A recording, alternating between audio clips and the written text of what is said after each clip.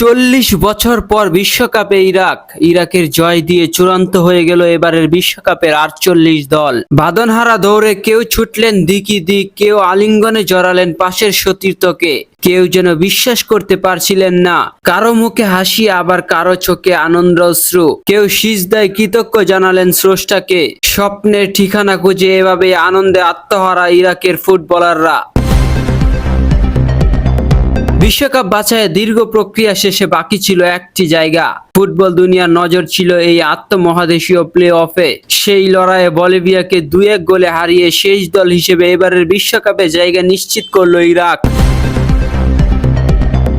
এর আগে একবার ফুটবল বিশ্বকাপে অংশগ্রহণ করেছিল ইরাক। 1986 সালের মেক্সিকো ফুটবল বিশ্বকাপে অংশগ্রহণ করেছিল ইরাক। এবার সেই মেক্সিকোতে বাছাইয়ের শেষ ধাপ জিতে 40 বছর পর বিশ্বমঞ্চে ফিরছে লায়ন্স অফ মেসোপটেমিয়া নামে খ্যাত দলটি।